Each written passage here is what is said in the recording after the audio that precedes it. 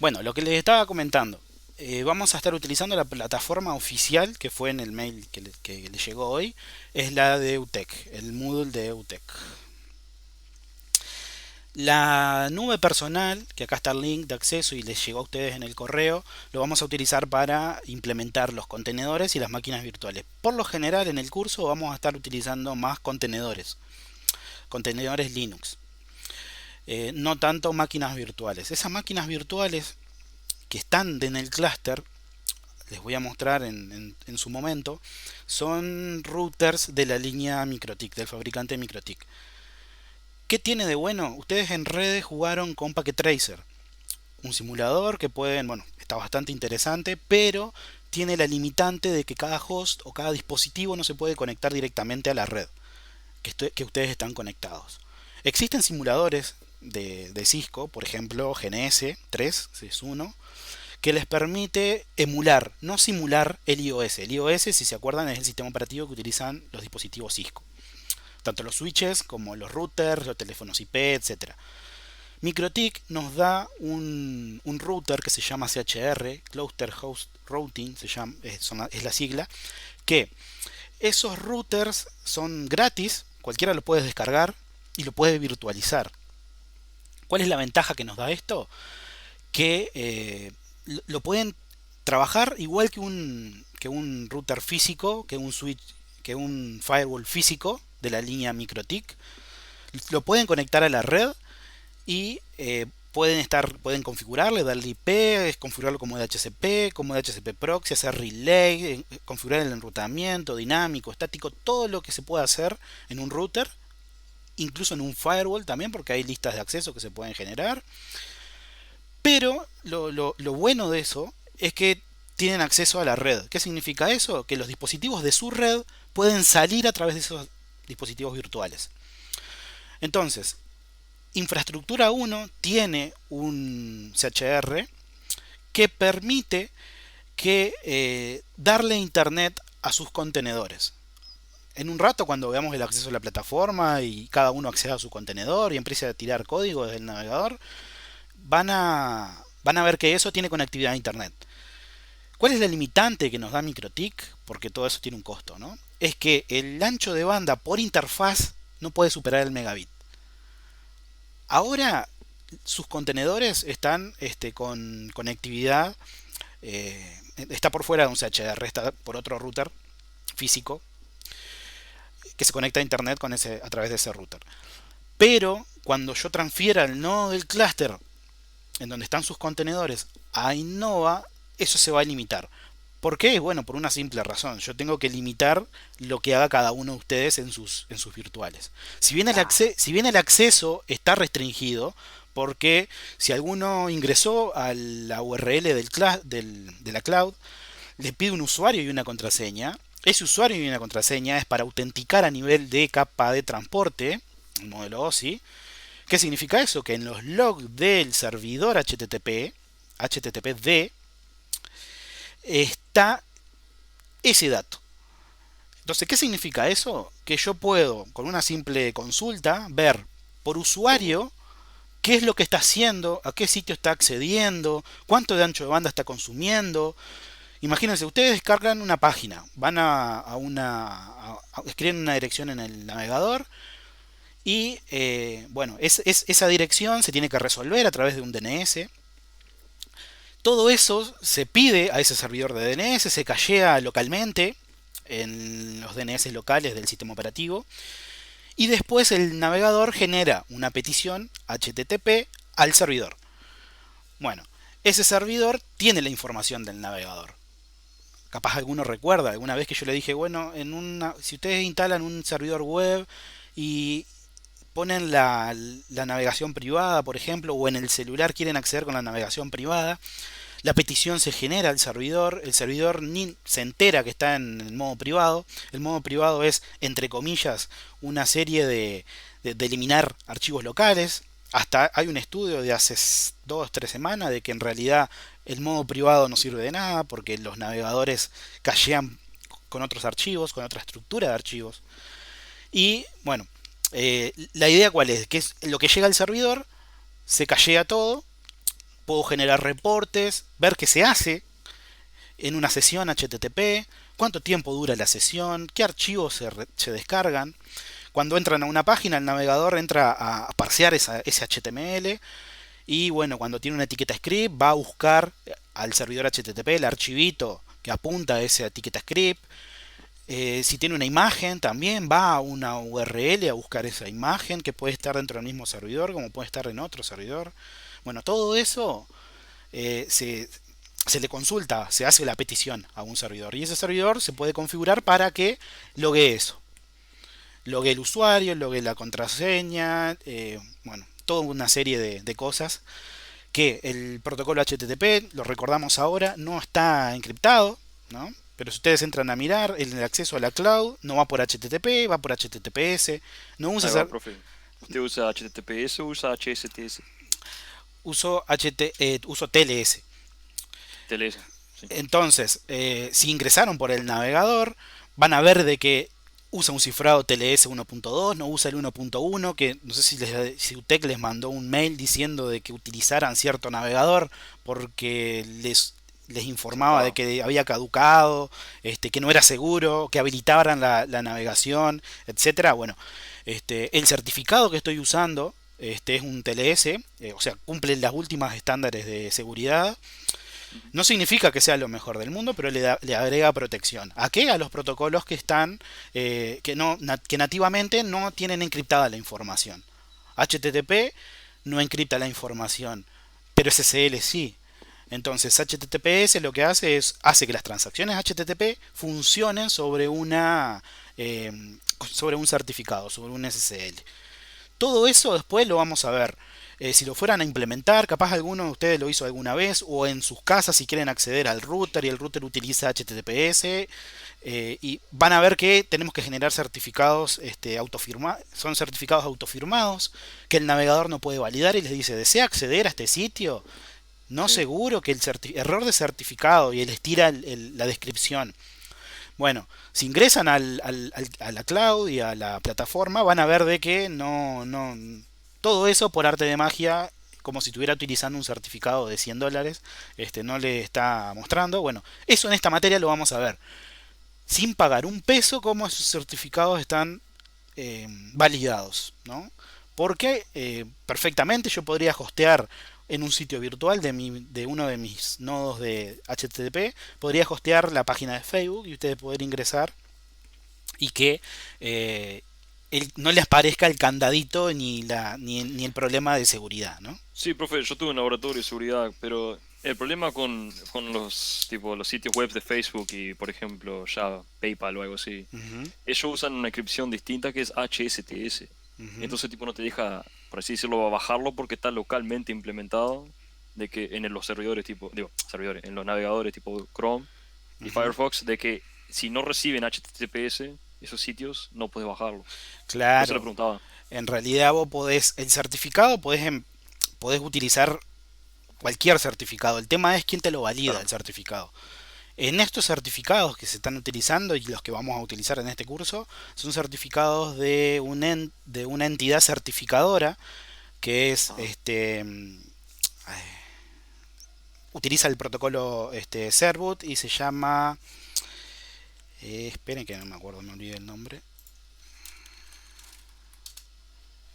Están validados por, si ustedes ven la información del certificado, Let's Encrypt. Let's Encrypt es una entidad certificadora que la idea que se quería implementar era de que no necesitar pagarle o que tenga Ajá. costo a un usuario para validar una cierta entidad. ¿Qué uso le puedo dar yo a eso?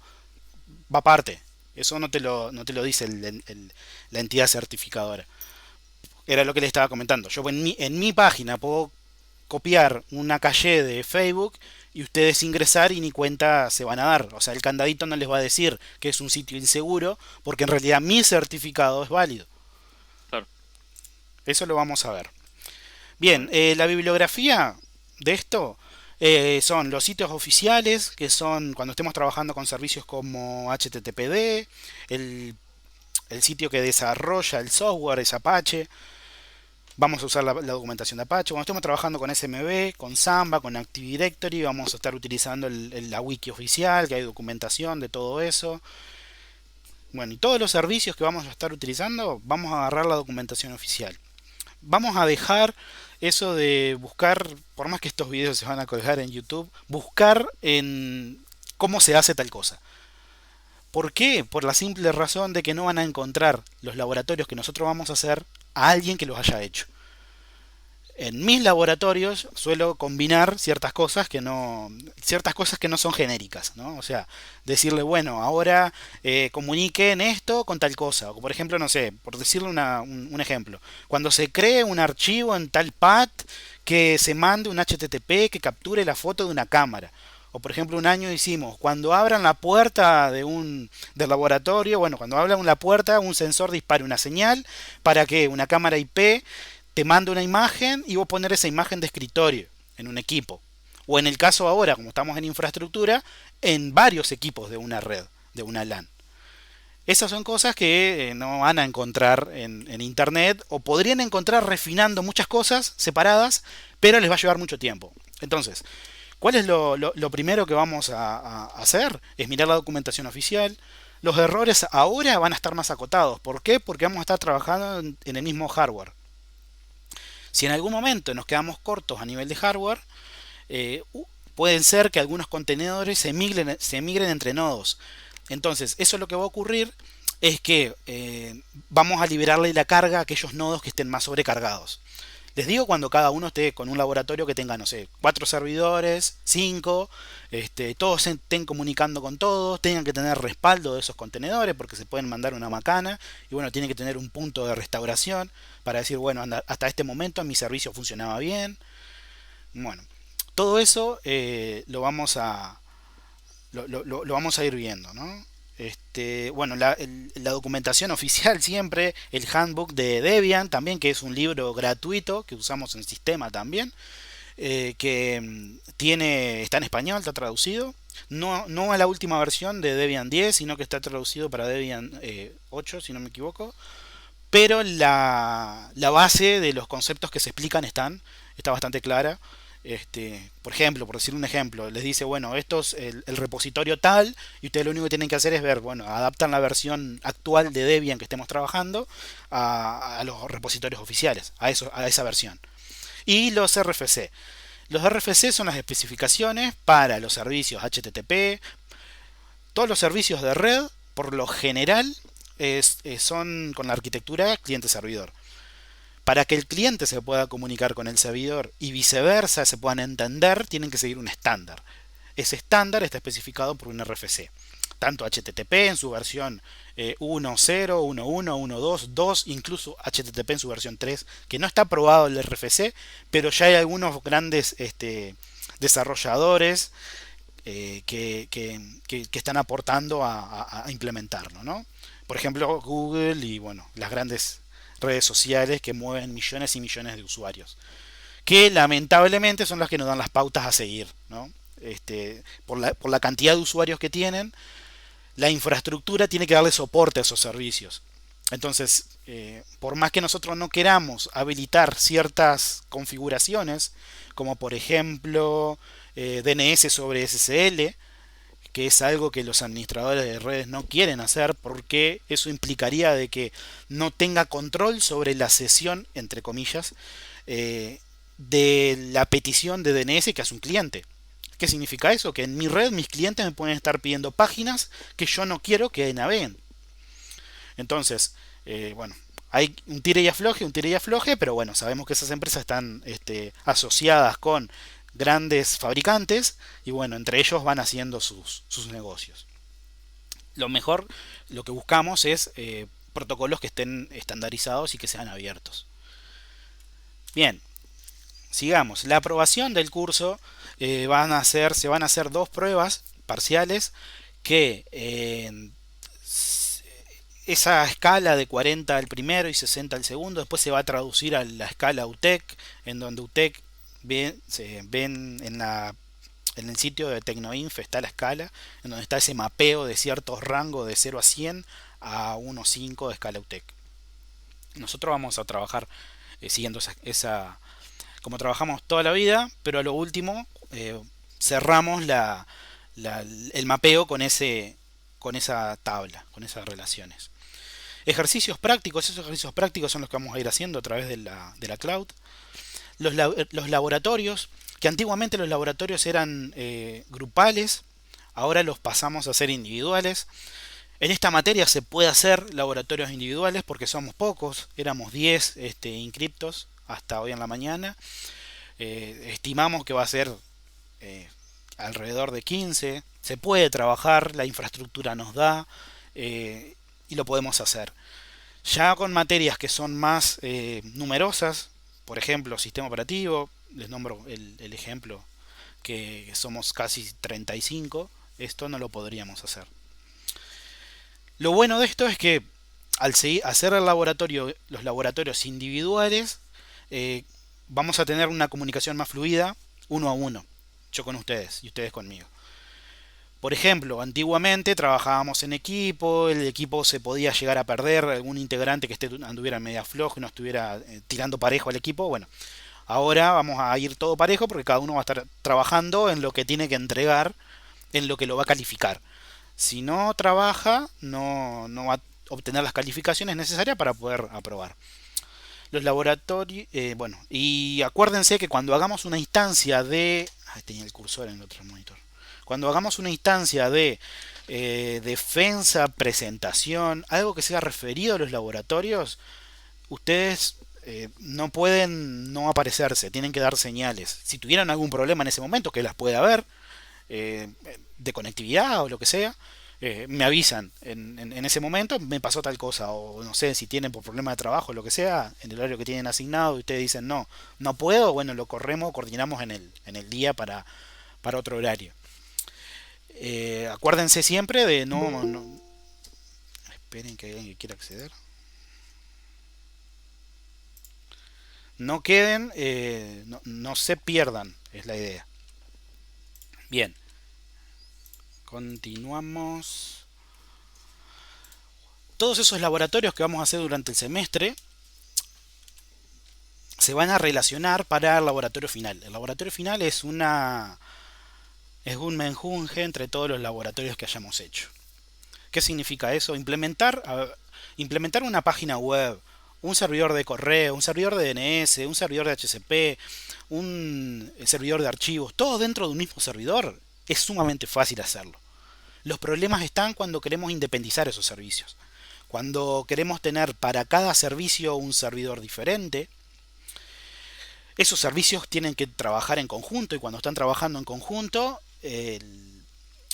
la forma de comunicarse es lo que nos determinan las configuraciones que tenemos que hacer y es lo más complejo, los problemas que vamos a tener. Entonces, la idea del laboratorio final es esa, es implementar una serie de servicios que estén todos comunicados con todos. A lo largo de los laboratorios vamos a hacer servicios que son específicos. Por ejemplo, comenzamos con los servidores de archivo, después de los servidores de archivo seguimos con los servidores web, después los de correo, los DNS, los logs, etc. Al final, todos esos servicios los podemos configurar para trabajar en conjunto. Eso es lo que nos va a determinar una buena performance en una buena infraestructura, que si un servicio tenga problema, tener tener un sistema de contingencia para poder o levantar otro contenedor o o restaurar un respaldo o lo que sea. Y ni que hablar del problema de que si tenemos todo implementado en un único servidor, ese servidor, no sé, lo tengo que cambiar porque me quedó obsoleto el hardware. Y bueno, si tengo todos los servicios implementados ahí y no utilizo virtualización, no utilizo containerización, no utilizo ninguna de las tecnologías que son la vanguardia de hoy en día, estamos en el horno ahí. Además recuerden, existen en infraestructura dos conceptos de incrementar la potencia en nuestra infraestructura, ¿no? Uno es el crecimiento vertical, que es cuando yo sustituyo un hardware de un equipo por uno mejor. Llega un punto que estoy en el último hardware que ha salido a la fecha. Y la cantidad de usuarios es tan grande que ese hardware no satisface esa cantidad de usuarios. Entonces, ¿qué ocurre? tengo que expandirme, pero no de manera vertical, no incrementando más RAM, incrementando más procesador, no, incrementando más nodos, más equipos que puedan trabajar en conjunto para incrementar la potencia. Cuando ustedes hacen una consulta para resolver una página de Google, una búsqueda o lo que sea, no es un único servidor al que ustedes se están conectando. Está bien que el protocolo DNS nos permite, nos facilita la implementación de los clústeres, definiendo regiones. Por ejemplo, imagínense una región que abarque un conjunto de países, se van a atender con ciertos servidores, si se genera una petición de esos países hacia esos servidores. Si yo estoy en otros países y genero una petición al mismo DNS, bueno, puedo ir directamente a otro equipo, a otro clúster, a otro nodo, etcétera.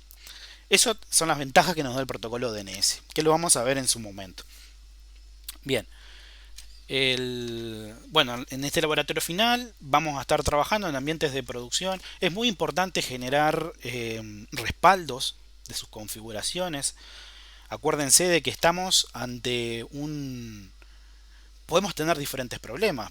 Que el nodo no funcione.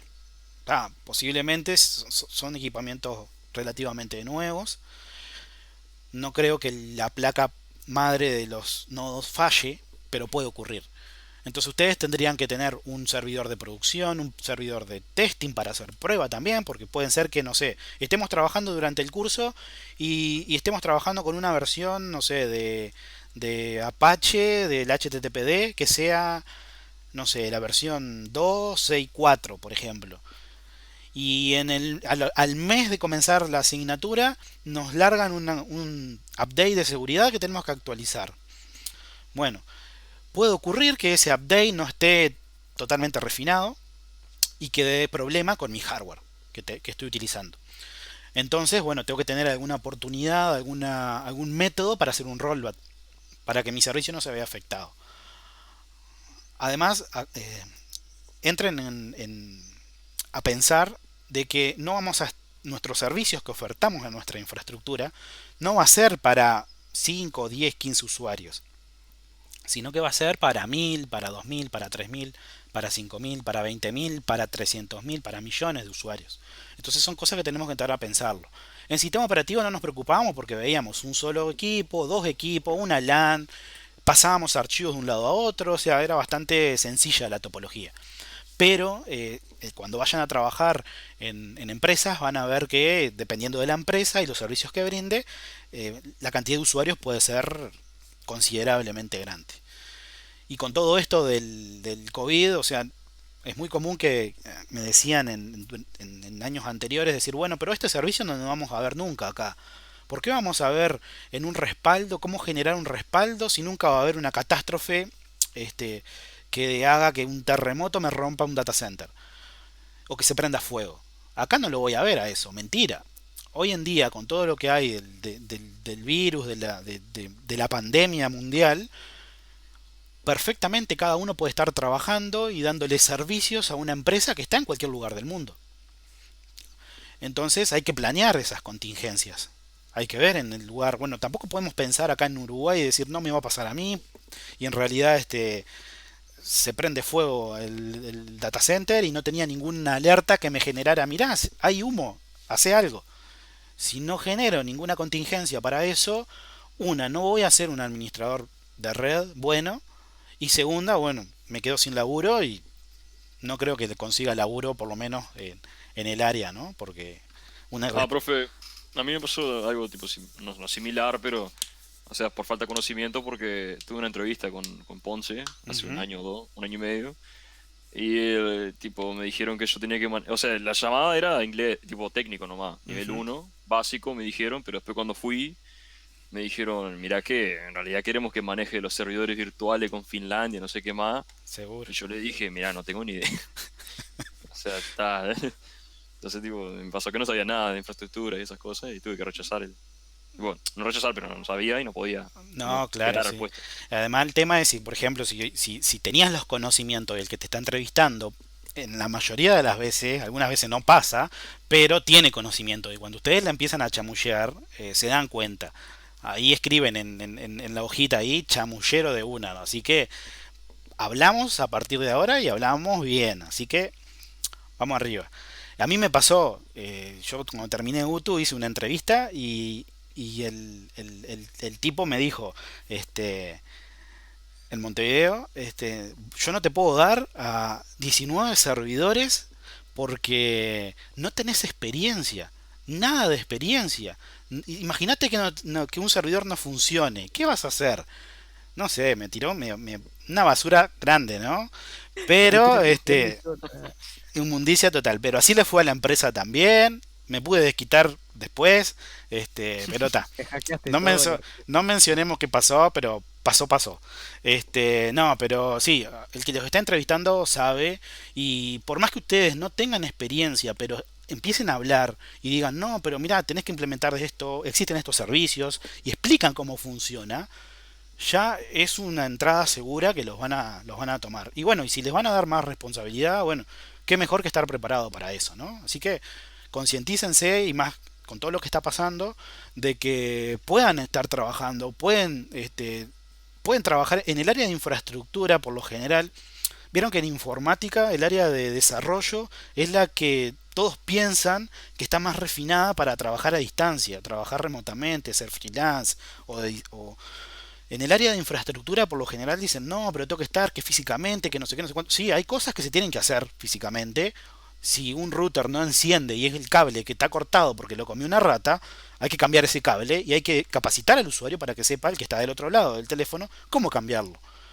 Hacemos una videollamada, no sé, generamos un área en común por WhatsApp. A mí me ha tocado resetear Windows Mobile por WhatsApp. Y bueno, se hacen, o sea, no necesitan estar físicamente para brindar el servicio. Obviamente, si hay que tirar un puesto de red, hay que hacer una conexión de entre switches o router o lo que sea, se puede hacer remotamente. Pero a veces el usuario del otro lado no tiene las herramientas, no tiene, no sé, una crimpeadora para hacer un cable de red los herramientas, o los cables, el cable, la bobina de cable, ¿no? Entonces, o sea, hay cosas que se pueden hacer. Dar soporte, implementar servicios, administrar servicios, se pueden hacer. Y más hoy en día, que vieron que las infraestructuras, las empresas no quieren invertir en un data center, no quieren comprar, no quieren gastar eh, dinero en un ambiente climatizado para que los servidores funcionen en condiciones óptimas. Entonces lo que hacen es arrendan a un proveedor de nube la capacidad que ellos necesiten. Eso es una, lo pueden ver como una ventaja de decir, bueno, si yo voy a implementar en esta empresa una cantidad de servicios, a futuro puede ser que esos servicios se incrementen, se incremente la demanda de esos servicios, la cantidad de usuarios, y el hardware que yo haya pensado en utilizar me quedó corto y tengo que actualizarme. O agrego, o crezco vertical o crezco horizontal. Entonces, contratando una nube, buenazo, porque es cuestión de decir, bueno, tengo este plan contratado, preciso un poco más de procesador, preciso más memoria, y en un segundo ya tienen ampliada esas capacidades, ¿no? Porque utilizan la infraestructura del proveedor. Pero la nube que todos ven como la gran cosa son servidores de alguien. Por más que yo no tenga que comprarlos, ese alguien tiene en algún lugar físico ese servidor, los datos ya no son tuyos, son de otra persona. Han ocurrido en estos años muchas filtraciones de información por usar servicios estoy hablando, no estoy diciendo un proveedor local de Paysandú, de un proveedor de acá de Uruguay, no, estoy diciendo proveedores mundiales, ¿no? De nube, de Amazon, de Google, han tenido sus filtraciones de datos de usuarios. Bueno, continuamos porque si no nos colgamos hablando de eso. Bien, lo primero que vamos a ver en el programa, que eso lo arrancamos ahora, es el acceso a la cloud de nosotros, que es una... el nombre es cloud, pero en realidad es un hipervisor, si se acuerdan, en sistemas operativos, un hipervisor de nivel 1. Trabajamos con VirtualBox, hipervisor de nivel 2. Algunas bibliografías utilizan la jerga de hipervisor nivel 0 y nivel 1. La idea es que el hipervisor se ejecute en el kernel del sistema operativo. Vimos un ejemplo en sistema que siempre les menciono, de la línea de Microsoft está el Hyper-V, de la línea open source tenemos al, a Zen, tenemos a KVM. Bueno, en la nube que nosotros vamos a estar utilizando es una distribución de Debian que se llama Proxmox, que está optimizada para virtualización. Tiene el KVM, o sea, el hipervisor de nivel 1, de nivel de kernel, que nos permite implementar para virtualización. Si se acuerdan, para virtualización era un término que se utilizaba cuando el equipo virtual eh, se, el kernel se modificaba para que las peticiones a instrucciones sensibles de hardware se hagan a través del hipervisor. O sea, el equipo sabe que está virtualizado, entonces no tiene que estar generando las interrupciones para que el sistema operativo lo atienda. Las llamadas a instrucciones sensibles van al hipervisor derecho. Entonces, Proxmox es esta distribución. Le pusimos nube porque en realidad acceden a través de una interfaz web. Pero lo que hay detrás, si vamos a hablar de nube de servicios de cloud, tendríamos que estar utilizando un OpenStack, por ejemplo, que es una nube que se utiliza mucho open source. Pero no tenemos el hardware. Ahí necesitábamos un buen hardware para correr eso. Pero no tenemos. Así que por eso utilizamos un hipervisor. Y bueno, lo de cloud queda porque lo administramos con el browser. Así que es bastante similar igual. Vamos a hacer un repaso de algunos comandos de Linux. Básicamente lo que quiero transmitirles acá es los multiplexores de terminales para poder interactuar de manera más rápida con la terminal, cómo movernos en esa terminal, cómo multiplexar diferentes, tener pestañas en las terminales, tener paneles. Eso es muy importante y más ahora como vamos a estar trabajando. Imagínense que ustedes están compilando un servidor de directorio, un Active Directory con Samba y se les tranca el internet a ustedes o se les apaga la máquina o lo que sea. Esa sesión de SSH se va a perder. Entonces con el multiplexor lo que nosotros hacemos es persistir. Por más que la sesión se desconecte, los procesos que están en esa sesión se siguen ejecutando. Entonces yo podría decir, bueno, tengo que hacer algo, un procedimiento muy largo, me va a insumir mucho tiempo y no quiero estar en la sesión activa viendo lo que está ocurriendo. Entonces lo que hago es instancio el multiplexor, ejecuto lo que tengo que hacer, cierro, me desconecto, pierdo conectividad o lo que sea y yo sé que el equipo lo va a seguir haciendo. Y si es un script, lo puedo automatizar para que cuando termine me mande un mail, por ejemplo, a mi casilla personal, avisándome que el procedimiento terminó y bueno, adjuntando información de los logs. Por ejemplo, en el caso de hoy, que se crearon las cuentas de ustedes en el Proxmox, se generó un log y se me mandó, mira, la información de cada cuenta que se creó. Bien, después que terminemos esa introducción, vamos a ver de comandos básicos para eh, hacer conectividad, verificar que los servicios de red estén funcionando. No vamos a configurar ahora, que este es un problema que siempre pasaba en infraestructura y en sistema también, de los servicios de red. Darle IP, que tenga un DHCP en la red, que tengo que configurar la IP estática o lo que sea. Bueno, ahora en los contenedores que ustedes van a tener es muy sencillo desde el navegador configurarle la IP. Tienen que respetar las direcciones porque si no ustedes no van a tener, cuando estén trabajando con diferentes equipos, no van a tener conectividad entre ellos. Entonces, no pueden ponerle una IP que ustedes quieran porque puede estar utilizada por otro contenedor o otra virtual.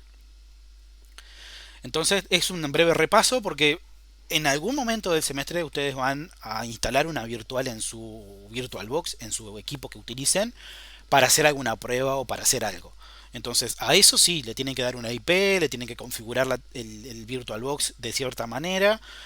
Y bueno, hay que refrescar todo eso. También vamos a ver cómo funcionan los servicios. Principalmente seguimos trabajando con Debian.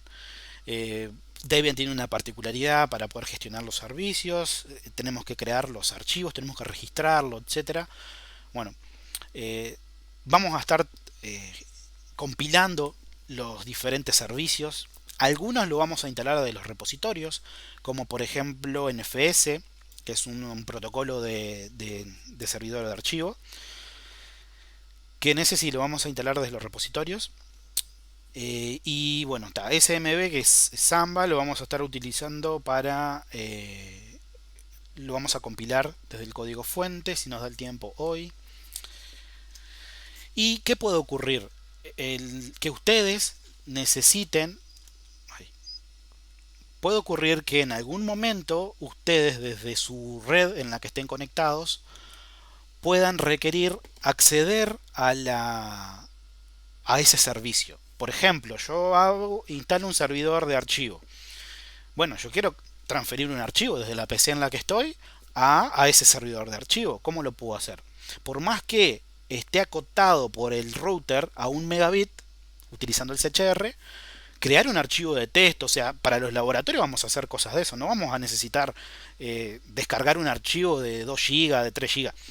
Después cuando veamos los servidores de multimedia, capaz que en una de esas sí incrementamos el ancho de banda para que puedan transferir más tráfico, puedan incrementar la velocidad. Pero por lo general en los servicios son unos pocos K que se van transmitiendo en cada petición. Entonces, si ustedes quieren acceder a ese, quieren en su window escribir barra barra el nombre del servidor y el nombre del recurso y acceder a ese recurso, por debajo hay toda una infraestructura que tengo que tener para tener un ruteo desde la PC en la que estoy utilizando a ese recurso compartido. Entonces, ¿cómo lo podemos implementar a eso? Y bueno, ahí vamos a acceder al router en donde va a estar eh, saliendo a internet su contenedor o su virtual a través de VPN. VPN es un servicio que lo vemos en profundidad en infraestructura 2 para el que lo vaya a hacer. En esta materia no lo van a implementar al servicio, yo ya se los voy a dar implementados. Solamente les voy a decir, mira, tenés estas credenciales que ya las recibieron. Lo único que tenés que hacer es instalar el cliente de OpenVPN, que es es la implementación que vamos a usar. Y lo único que tenés que hacer es copiate este archivito de configuración, cambiarle estos datos, adecuándolo a tu conexión, a tu usuario, y conectate. Y una vez que estés conectado a la VPN, vas a poder acceder a los servicios de tus contenedores. Entonces, de esta manera, ustedes podrían, el servidor de archivo que está en la cloud, podrían acceder desde su computadora o desde su red. Entonces podemos hacer varias implementaciones con esa infraestructura. Hoy en día, por ejemplo, con el tema de la pandemia, y ya antes se estaba utilizando hace tiempo antes atrás, de que los call center, las personas de los call center, no tuvieran que estar en un lugar físico, sino que desde el lugar en donde tengan conectividad a internet, desde sus casas, por ejemplo, se les da una computadora, un teléfono IP y automáticamente ellos, a través de una VPN, se conectan a los servicios de la telefonía IP y de los servicios que implemente ese data center y pueda conectarse desde ese lugar como si estuviera físicamente en el lugar de la empresa. Les digo call center, pero es cualquier lugar. En mi ejemplo, por ejemplo, en Tata, yo desde Tata estoy hace 4 meses en mi casa. No voy al supermercado a hacer algunas cosas específicas físicas, que es buscar un equipamiento para reparar o lo que sea. Pero después trabajo desde mi casa. Hay pros y contras de eso, pero hace más de 4 meses que estoy no voy a la oficina, no trabajo en la oficina.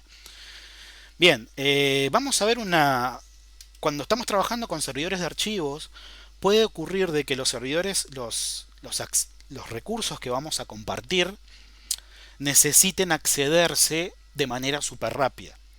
Por ejemplo, imagínense que estamos trabajando con el servidor de archivos que hostea los archivos de los streaming de Netflix. No, Netflix no hace un streaming en vivo. Netflix ya tiene el archivo renderizado.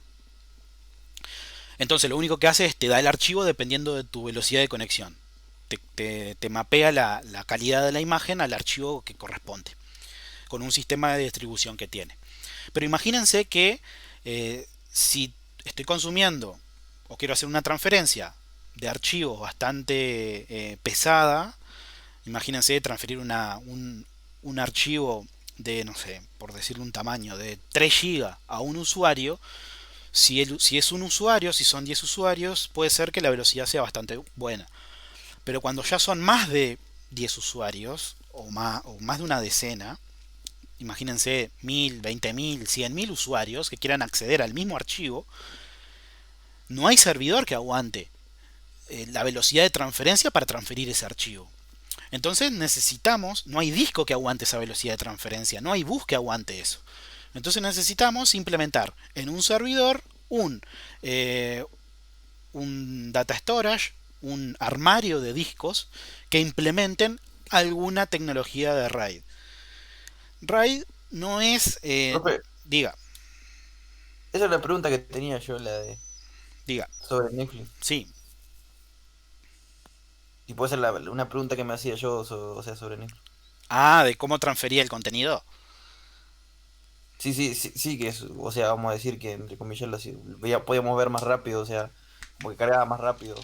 Claro, Netflix, ya que lo mencionaste, Netflix tiene un contrato con cada gobierno de un país, más que nada con el ISP, que lo que hace es te da los servidores, un servidor de Netflix, te lo da gratis, lo único que tenés que darle es lugar en el rack de un data center.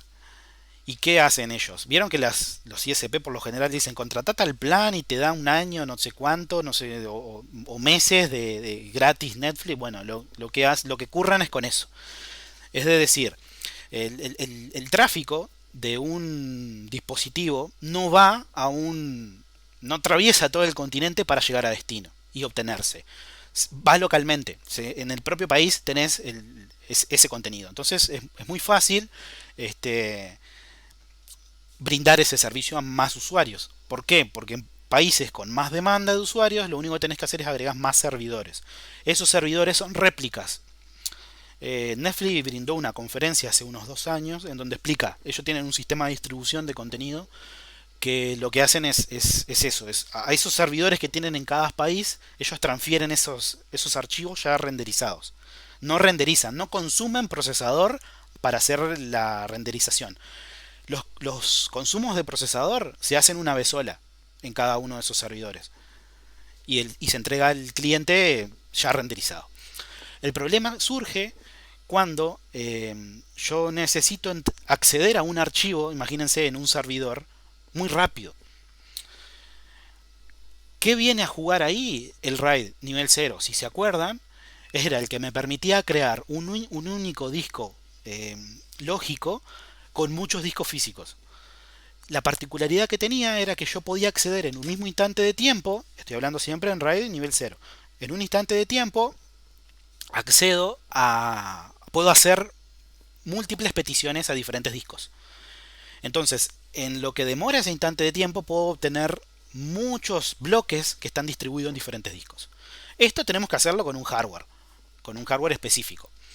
Nosotros lo podemos no implementar en Linux, que lleva consumo de procesador, pero ustedes pueden ver cómo trabaja ese RAID.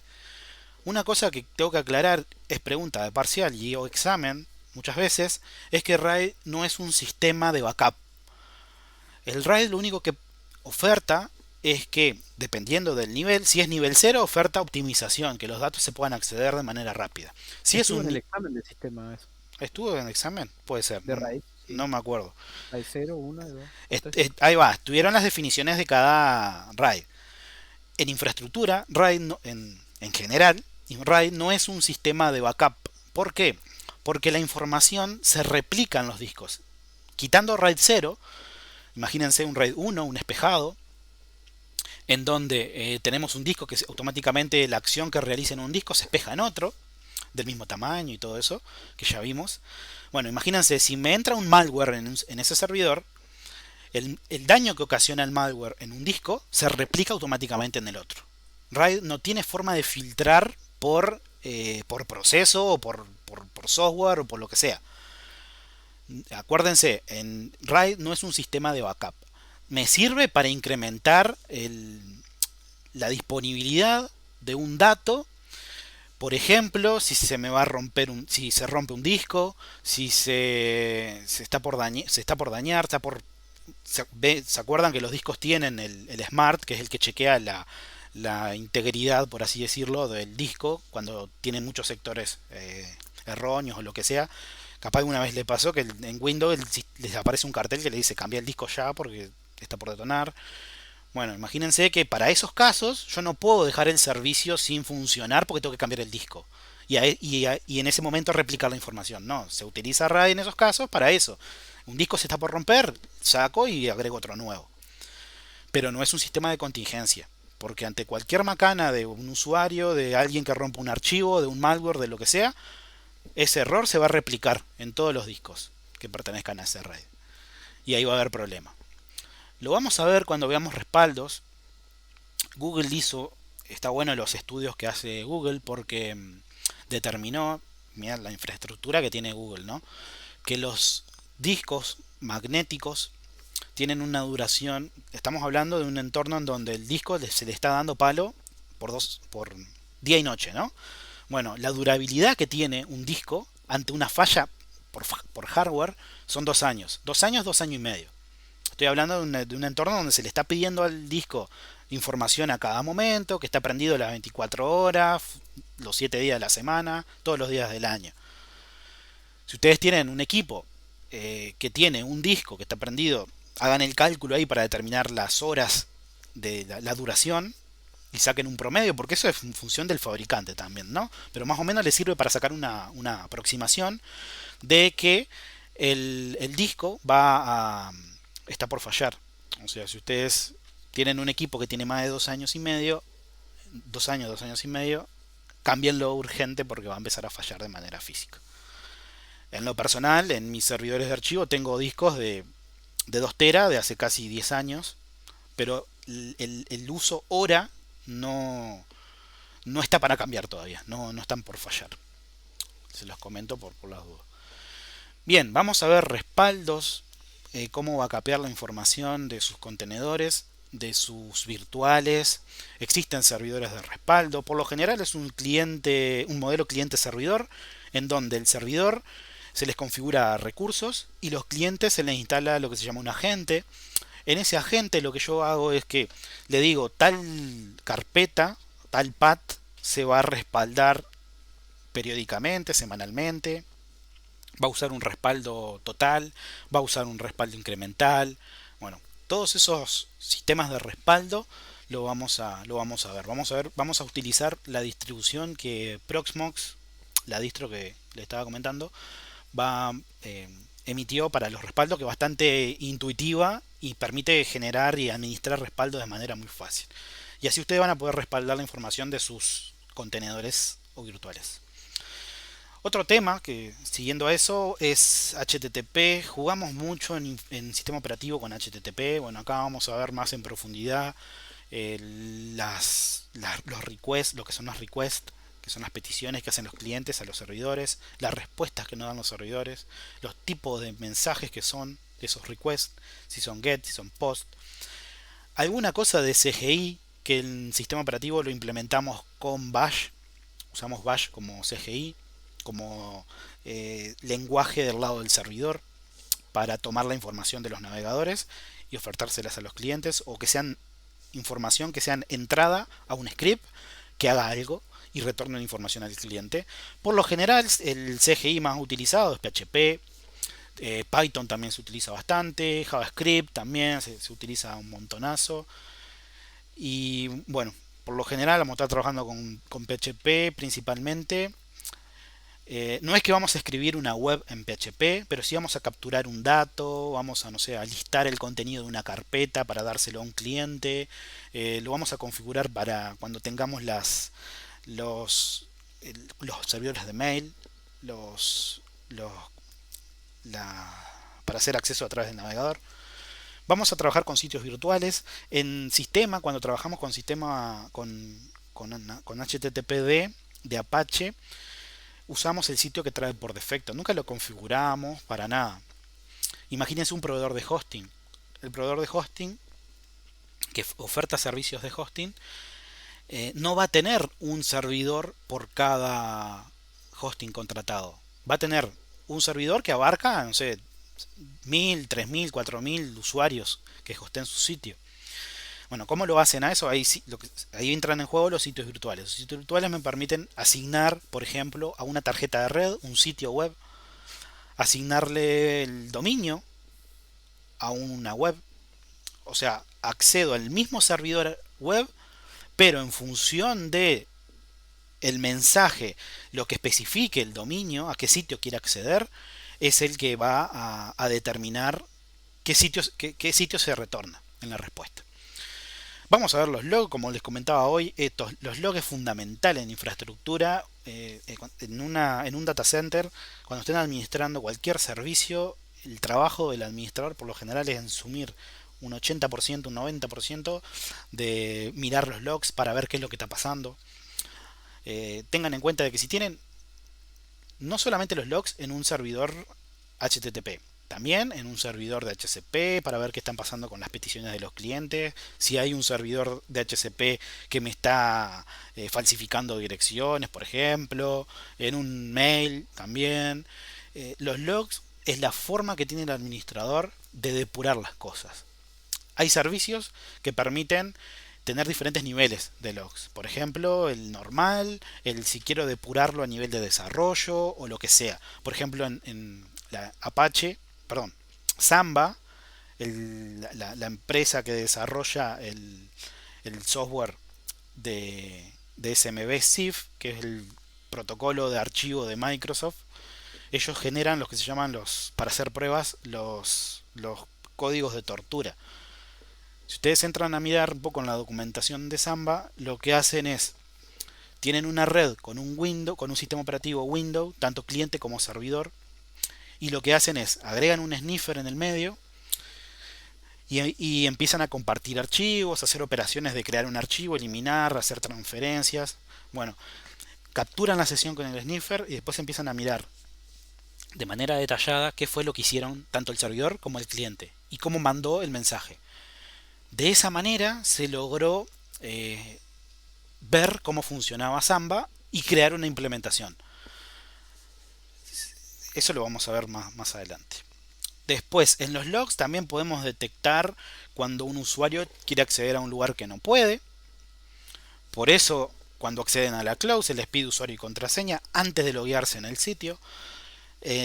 A partir de esa sesión, una vez que están las credenciales ingresadas, en el log figura quién ingresó, desde qué IP, con qué navegador, a qué recurso, qué hora, qué día. Y bueno, qué hizo, si el servidor le respondió con un 404, con un error 404, diciéndole que el recurso no existía, y en realidad el recurso existe, y vos sabés porque sos el administrador de ese servidor.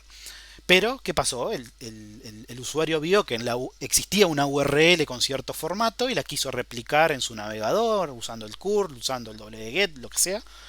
Y el administrador detectó y dice, mirá, fulano, acá está tu nombre y mirá lo que quisiste hacer, desde qué IP, en qué horario, estás generando carga en mi servidor, limitado, o sea, toma alguna acción contra ese usuario.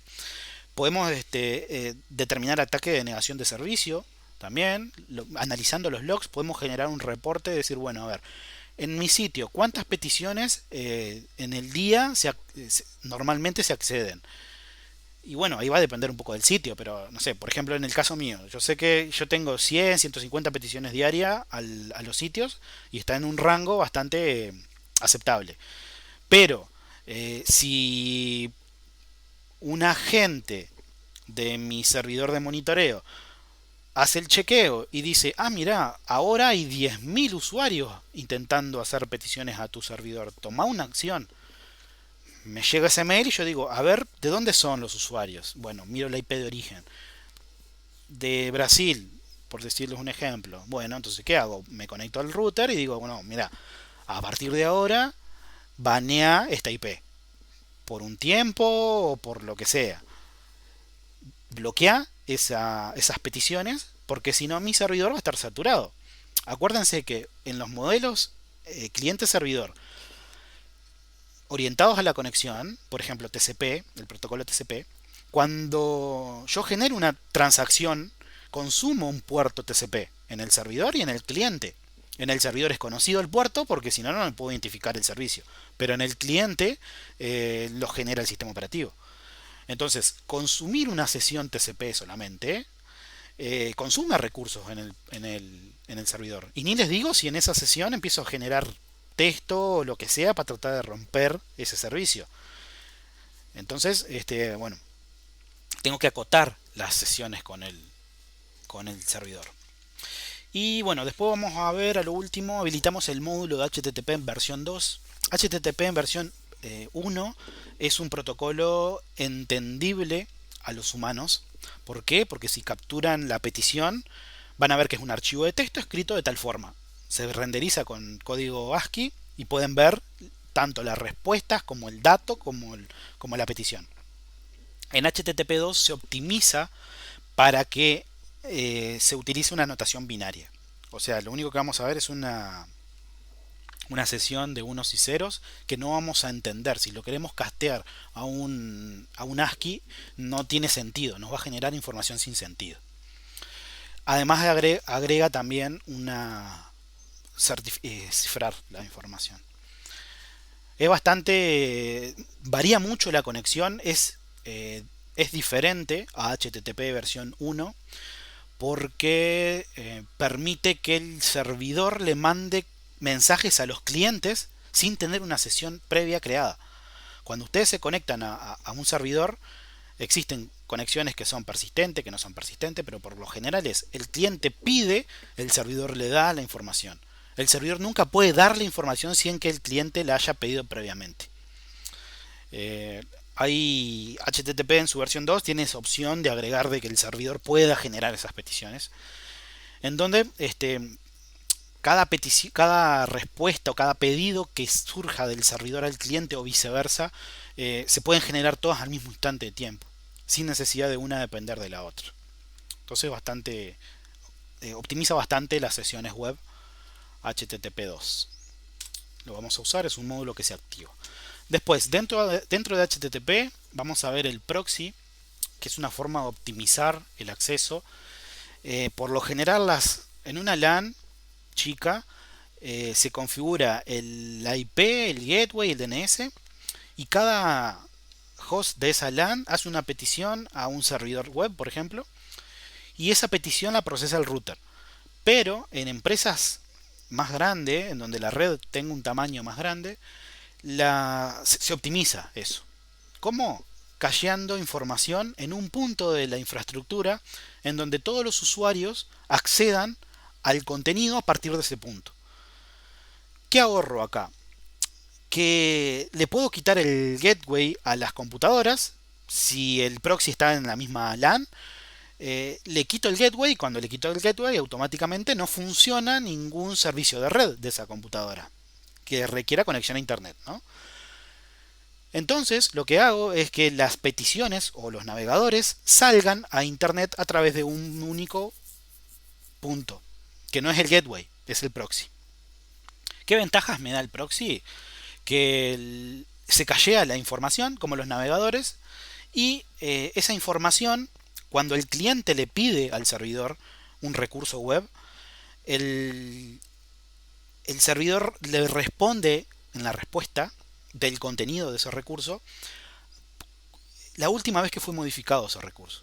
Entonces el navegador cachea eso, y la próxima vez que el navegador haga la petición a ese mismo recurso, va a comparar la vez que el recurso se descargó, o sea, tiene registrado la fecha hasta cuándo fue la última modificación, y eso el servidor chequea y dice, mira, el cliente tiene esta copia del recurso. Y el servidor dice, no, el recurso no se modificó. Lo retorna automáticamente al cliente. Entonces, de esa forma, lo que permite es que nuevas peticiones a recursos que ya están actualizados no se vuelvan a descargar. Eso consume mucho menos ancho de banda. Se usa mucho en los cibers, si capaz alguno lo vio, para optimizar el acceso. Van a ver que queda como casi instantáneo cuando tiene cacheada la información, accede súper rápido. Y también nos sirve para filtrar información. Por ejemplo, una vez que yo tengo la respuesta del servidor, yo puedo parsearla y decir, bueno, hay una palabra que la tengo bañada en mi red.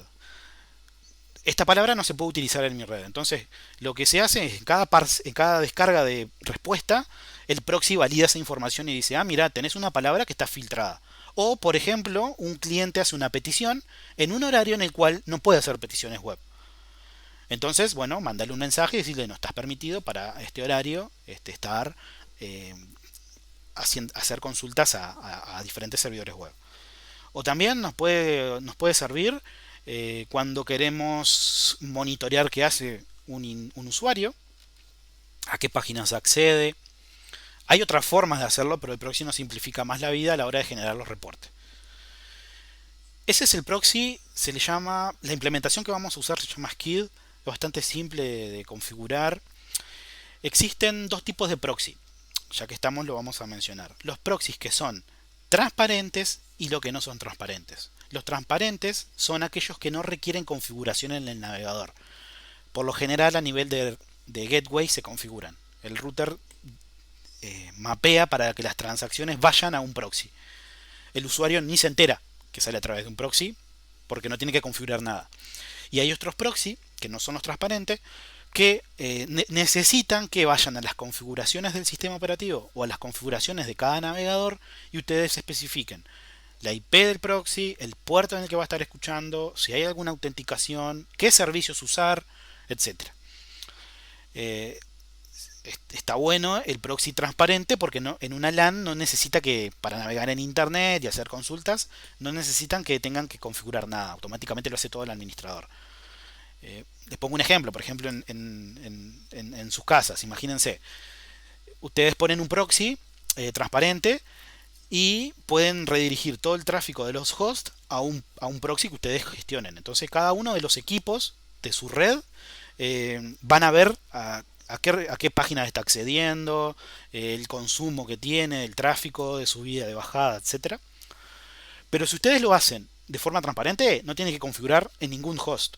Ustedes van a la red, le dicen, che, conectate a mi wifi. Y el tipo entra con el celular y en el celular empieza a navegar y dice, ah, mira, me estoy consumiendo el ancho banda de tu red. Y en realidad desde el otro lado estás cacheando esa información para ver qué es lo que está haciendo. Generar reportes, etcétera. Y por otro lado, si ustedes implementan uno que no es transparente, le tienen que decir, che, loco, ¿por qué no configurás para entrar a internet en las configuraciones ahí que dice proxy? Poner esta IP y poner este puerto y estas configuraciones. Ahí el usuario entra un poco a desconfiar, ¿no? Imagínense en una red abierta, en una red pública. Van a algún lugar y ustedes dicen, navegan automáticamente en internet y el administrador lo que está haciendo es cacheando esa información para generar reportes y ver lo que estás haciendo.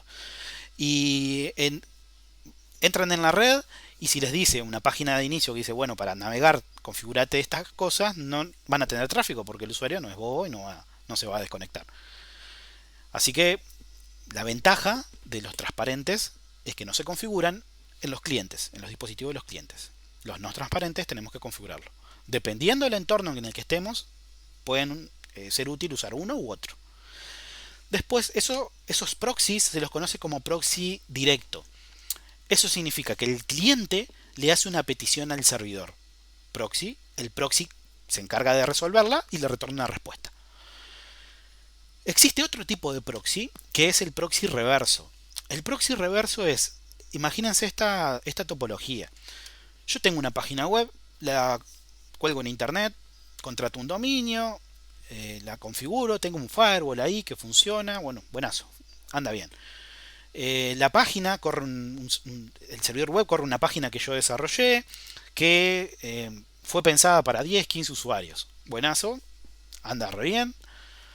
Hoy o mañana la pegan con ese sitio, con esa aplicación web y ya la cantidad de usuarios no son 10, no son 15. Pasan a ser 1 millón, 2 millones, 3 millones.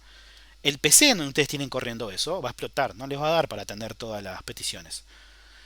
En las configuraciones del servidor web, por lo general, cada petición de los clientes se genera un thread, un hilo, para atenderla.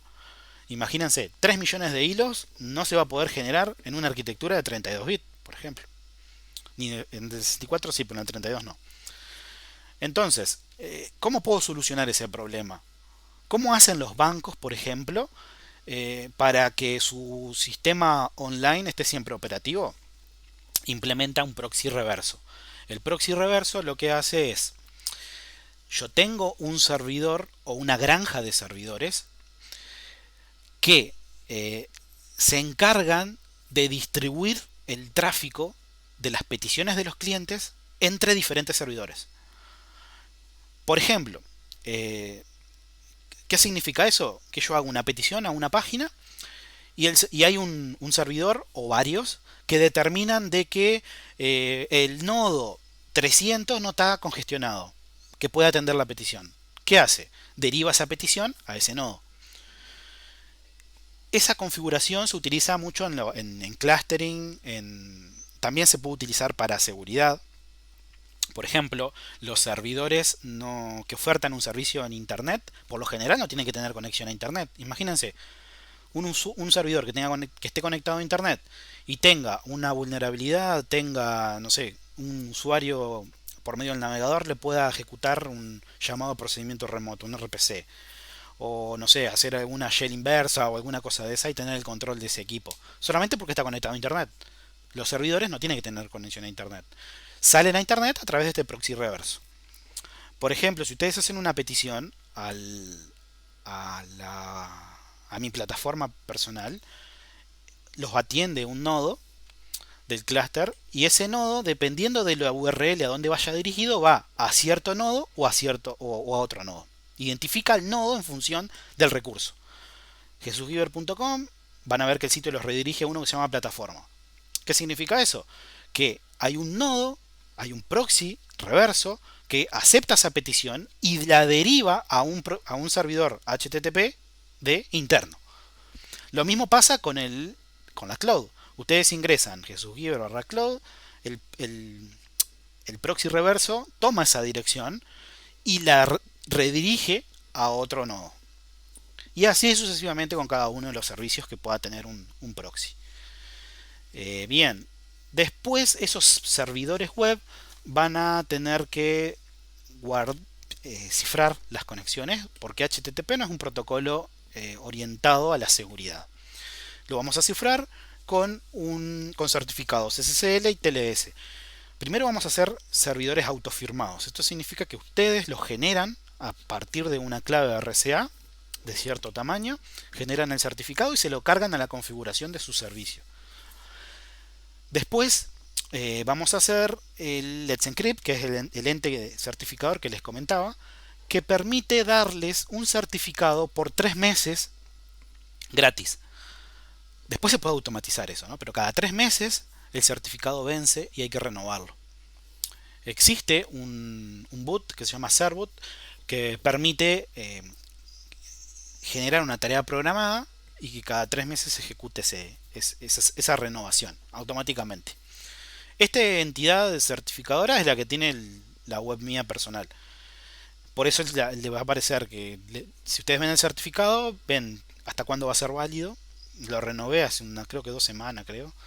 Y bueno, el sitio es seguro, pero el ente que avala que el sitio es realmente el que yo estoy ofertando, no mira el contenido. O sea, yo puedo estar dándole, como les decía hoy, una página de Moodle, les puedo dar el Proxmox, les puedo dar la caché de Facebook. Hay miles de formas que se pueden hacer. Hay que usarlo con responsabilidad, ¿no? O sea, hay proveedores de hosting que utilizan Serboot también.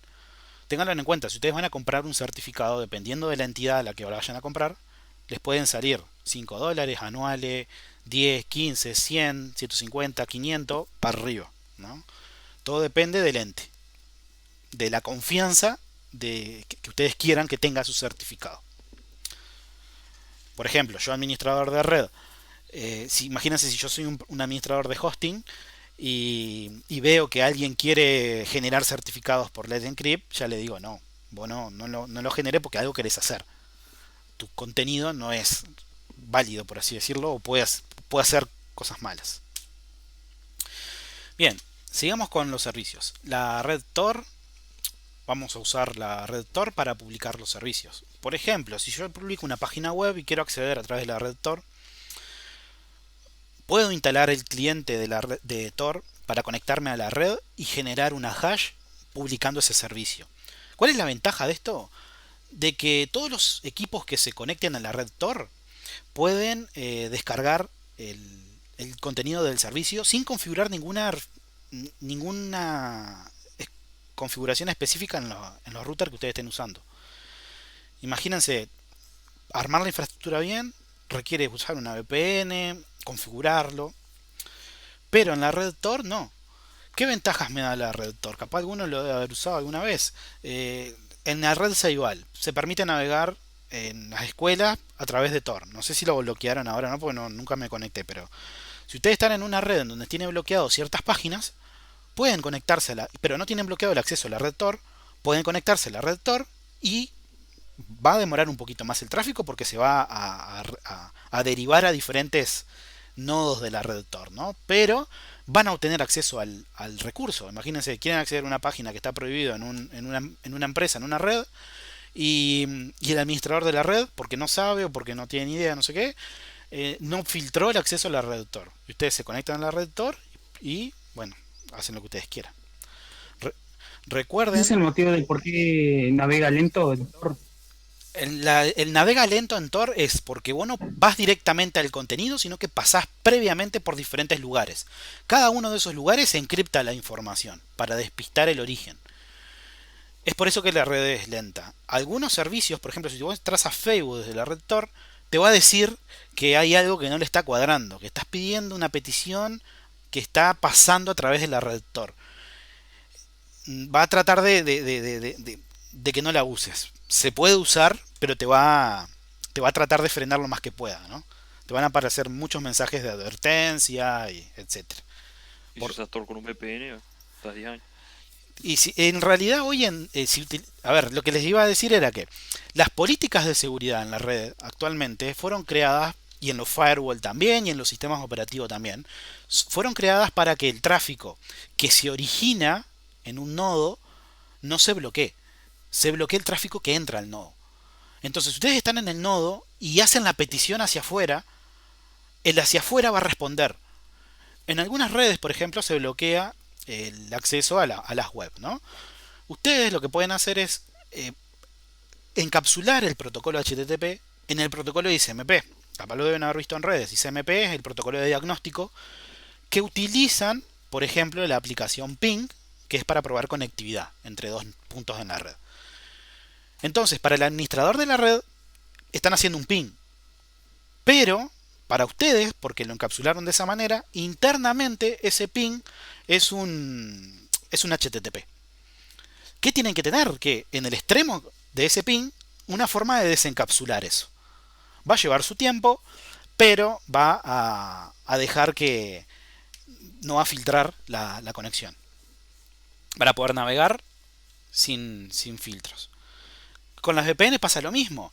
El acceso a la VPN desde una red hacia afuera no está bloqueada. Entonces, por ejemplo, yo tengo configurado en mi teléfono la VPN mía, que cuando yo me conecto en una red con el teléfono en el cual tiene un sitio que está bloqueado, directamente paso por la VPN y todas las peticiones, todo el servicio de red de Android sale a través de la VPN. Entonces, si el administrador no filtró la VPN, los protocolos, los puertos, ni siquiera está mirando los logs de qué es lo que está pasando en la red, no ve eso, si no lo diagnostica, yo puedo estar transfiriendo información con protocolos que no están permitidos en esa red.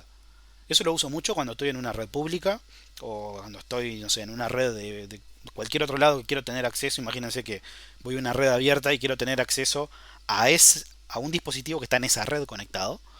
Entonces lo que hago es agarro por VPN, me conecto y bueno. Tema aparte de VPN para infraestructura 2. Están las presentaciones para el que le interese. En YouTube están los videos, pues se grabó todo infraestructura 2. Para el que le interese y lo vaya viendo, está el material publicado. Sigamos porque si no, nos quedamos acá. Mail server. Vamos a ver los servidores de correo con la particularidad de que, a ver, cualquiera de nosotros puede en su casa montar un servidor de correo. ¿Qué va a pasar? Si va a mandar un mail la estructura del mensaje es similar al del HTTP. Cambian las transacciones, los atributos que tienen que tener los mensajes en su encabezado y en su cuerpo. Pero es un protocolo que es de texto. Es leíble por los humanos. Y lo que va a ocurrir es que si yo desde mi casa mando un mail a una cuenta de Google, entran en juego, ya lo vamos a ver en su momento, el protocolo, el SMTP. Existen de diferentes entes que identifican a las transacciones desde que se manda el mail hasta que se recibe, los que se llaman MTA. Lo que va a ocurrir es que, haciéndolo simple, yo tengo un MTA en mi red y un MTA de Google. Cuando mando el correo, el MTA mío está conectado a Internet a través de una IP dinámica. No es una IP fija. Lo que va a hacer es que el MTA de Google va a identificar que el rango de IP es de un rango dinámico, por lo cual lo va a bloquear. No va a permitir que llegue a sus casillas de Gmail, por ejemplo, ese mail. Si lo hacemos en Innova, eso va a cambiar. En Innova tenemos contratada 6 IP pública. Por eso es que esto siempre se hace desde Innova. En este curso, en esta instancia lo hacemos en la nube, ¿no? Pero les comento que en años anteriores, cuando hagan pruebas de mail, siempre tenían que ir a Innova porque tenían que estar a través de la IP pública de Innova. Ahora, como el nodo va a estar en Innova, ustedes van a tener acceso remoto, bueno, y todo el cuento. Entonces van a poder mandar un mail desde una cuenta de un servidor de un MTA que ustedes configuren a un Gmail. Obviamente que cuando le llega al destinatario de ese mail que ustedes mandan, Gmail les va a decir: el remitente no es seguro. ¿Por qué? Porque ustedes no tienen un dominio comprado. Cuando compran un dominio, ustedes tienen que determinar qué servicios van a mapearle a ese dominio. Si va a ser de DNS, si va a ser de mail. Por lo general, ya cuando le agregan los servicios de mail, es una entrada en un servidor de DNS, un MX, que va a salir un poco más de dinero. Entonces, cuando hagamos las pruebas, ustedes van a poder hacer un lazo directo nomás. Van a poder generar el mail y mandarlo, pero no van a poder responder ese mail. Pero para generar notificaciones para los servicios que van a usar, anda fenómeno. Si lo van a hacer en la práctica, la empresa que ustedes vayan a estar haciendo eso tiene que tener el dominio contratado, con la entrada MX activada en el DNS, etc. Vamos a ver dos protocolos, tres en realidad, para el envío de mail, que es el SMTP, que es para mandar, el POP, que es para recibir, y el IMAP. Cada uno de esos tiene pros y contras, lo vamos a ver en su debido momento. Para conectarnos a un servidor de mail podemos hacerlo de dos formas, utilizando una aplicación, un cliente, una app. Esa app que usamos por lo general es Thunderbird, que es de la gente de Mozilla. Funciona bien. Yo tengo mi perfil de Thunderbird tiene 800 GB y anda bien, lo sigue gestionando. Tiene más de 15 años, ¿no? Permite la gestión por perfiles, o sea, puedo en una PC instalarlo y tener muchos usuarios, y le puedo agregar protección a esos usuarios. Y otra forma de acceder al servidor de correo es a través de las webmail. Las webmail son páginas web que no requieren que yo instale nada en el equipo que quiera acceder al correo, como Gmail, por ejemplo. Gmail funciona impecable. Tengo problema de conectividad, no tengo acceso a Gmail. Si utilizo un cliente de correo, ahí sí puedo llegar a tener el correo localmente en el dispositivo. Pero si utilizo una webmail, no. Pregunta de parcial y examen ha aparecido las desventajas de las webmail. ¿Qué puede ocurrir? Cuando veamos cómo funciona el protocolo POP para obtener un mail, el protocolo POP tiene una transacción que es para eliminar los correos. Ese del que es para eliminar, le tengo que pasar un identificador de mail. Mientras mi sesión está activa, o sea que no se desconecte de la red o yo no salga intencionalmente, puedo marcar un mail y ese mail es como se dice, se marca para eliminar. No se elimina inmediatamente, se elimina cuando pierdo conectividad o cierro la sesión. Eso es un arma de doble filo. Imagínense, si yo sé las credenciales de ustedes de, de mail, de una casilla de mail, y puedo acceder por POP, porque el servidor de esa casilla está permitido, lo implementa, lo que puedo hacer es, con un script de 2 líneas, recorrer, primero listar todos los mails que tengan. ¿Qué obtengo en ese listado? El ID de cada mail. En la siguiente línea borro ese ID y lo desconecto. Entonces son 2 segundos y les vacío la casilla de correo en un instante. Así que ténganlo en cuenta si utilizan Gmail, empezar a planear utilizar un cliente, qué tanta información tienen en su correo.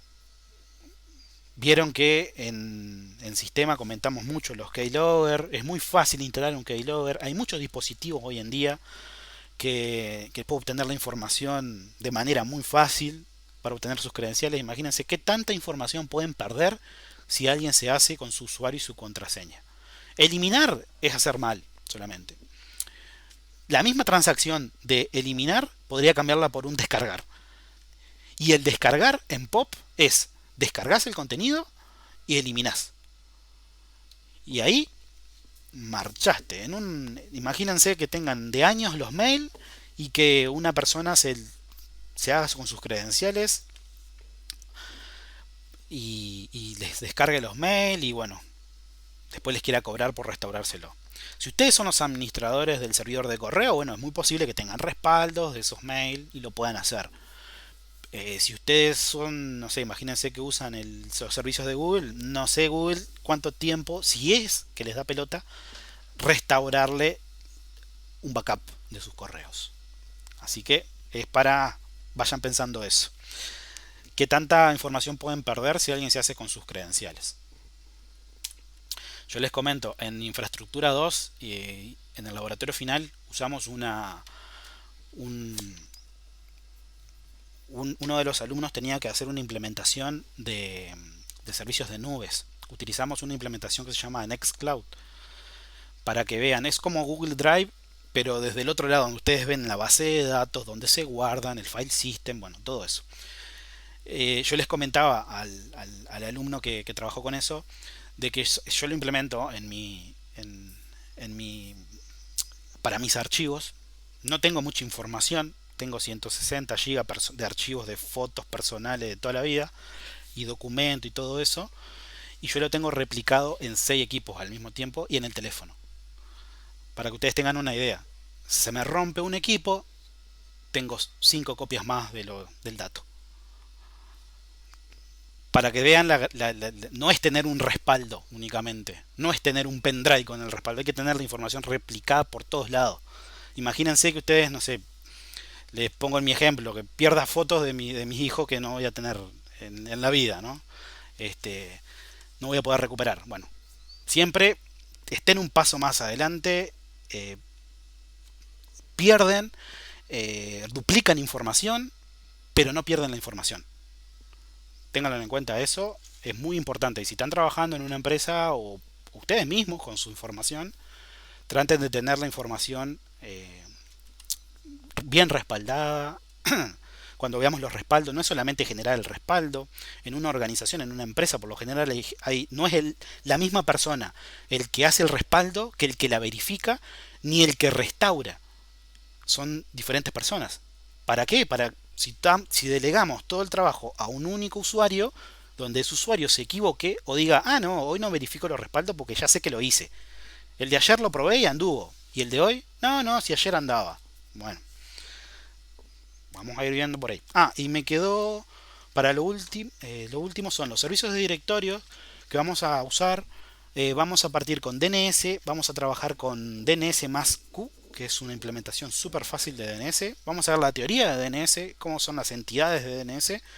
Vamos a ver, también vamos a estar trabajando con Vint, que es el servidor posta de open source. Y bueno, después vamos a estar trabajando con Active Directory y LDAP. Active Directory, que ya han trabajado en redes, es la implementación de LDAP en Microsoft. LDAP es un estándar, hay un RFC que lo define. Existe una implementación open source que se llama OpenLDAP y existe Active Directory, que es el que lo gestiona la gente de Microsoft, el que toma el LDAP como base y le empieza a agregar diferentes características. Hubo un año en infraestructura que utilizamos OpenLDAP, lo usamos un año solo. De los 5 años que doy infraestructura, lo usamos un año solo. ¿Por qué? Porque en la práctica ustedes se van a encontrar con Active Directory, se van a encontrar con servidores Microsoft, con servidores Windows. Entonces, me gustaría que ustedes ya estén preparados para encarar un servidor Windows y lo puedan administrar de manera correcta. Después, por eso vamos a ver Samba. Por eso vamos a instalar Active Directory con Samba. No vamos a implementar Active Directory con Microsoft Windows Server, que creo que es el que usaron en redes. Lo vamos a hacer directamente en Samba. ¿Qué desventaja tiene hacerlo en Samba? Bueno, Samba no está muy optimizado. Acuérdense que se genera con esas pruebas de tortura que le comentaba hoy, que es snifear una sesión de un Windows, ¿no? Server o de un recurso compartido en la red.